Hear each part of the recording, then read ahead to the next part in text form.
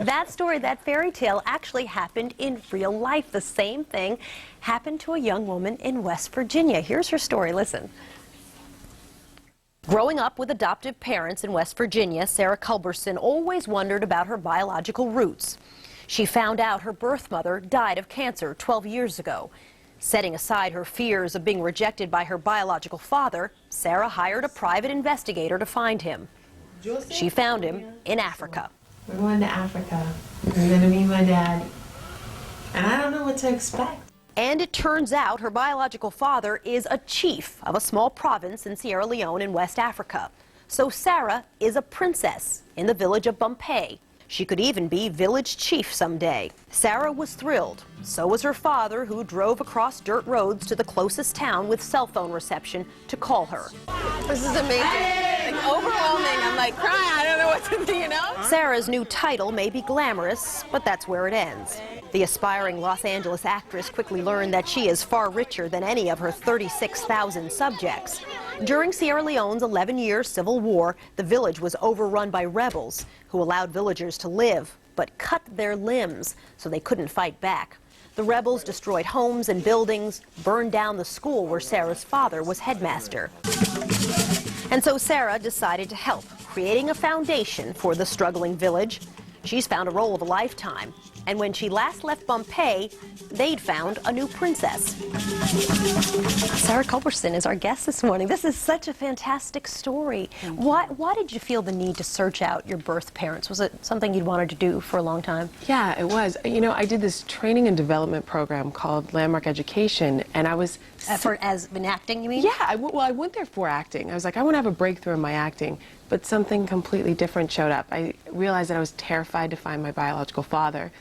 So I was sitting there, and they said, where are you holding back in your life? Tell the person sitting next to you.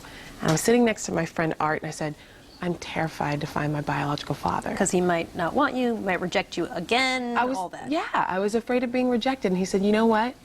I know a private investigator who can help you, and he won't charge you more than $100, and your dad's going to love you.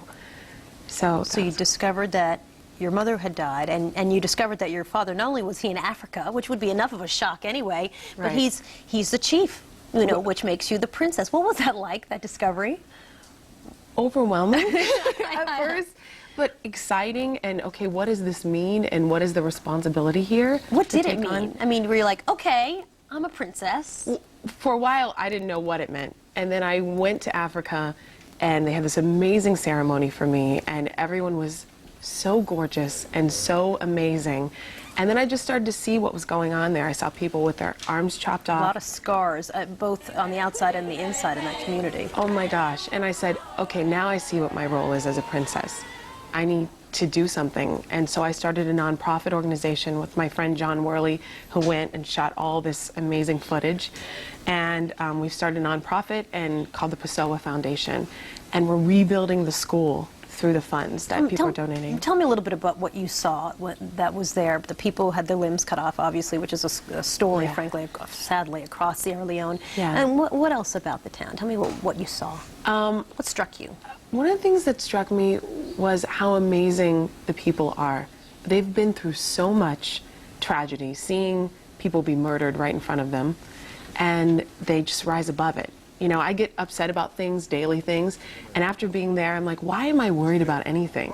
It's a whole nother level. So I just saw perseverance, strength, and people who need support to rebuild, because everything was taken from them. How much money do you need to, I mean, we mentioned you're a struggling actress, which means you're probably doing a lot of waitressing and some other stuff in there too, along with your work. How much money do you need? We need $200,000 to start with, to start rebuilding the school.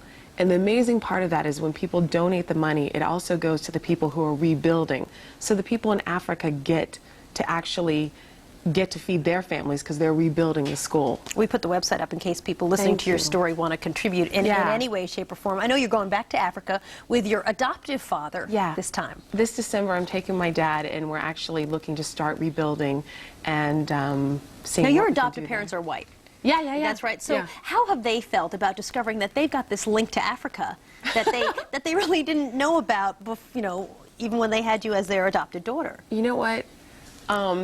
They're amazing. They've traveled all over the world and done work in different parts of the country. And so they're excited and they're honored and they're so supportive and loving that this has been the most amazing journey of my life thus far. I know it was done, I guess, at the beginning to sort of figure out your acting. Has it made a change in that too? And my acting? I mean, the story came out on Friday, and it's been a whirlwind ever since, so we'll see what happens, you know? Well, good for you. This is such a wonderful story. I guess I should have called you Your Royal Highness when I introduced you. I'm so sorry. I am so sorry. I throw myself at your feet for your wrong introduction. Princess Sarah Culberson joining us this morning. Thank you. Sounds good, doesn't it? Yeah. You like that.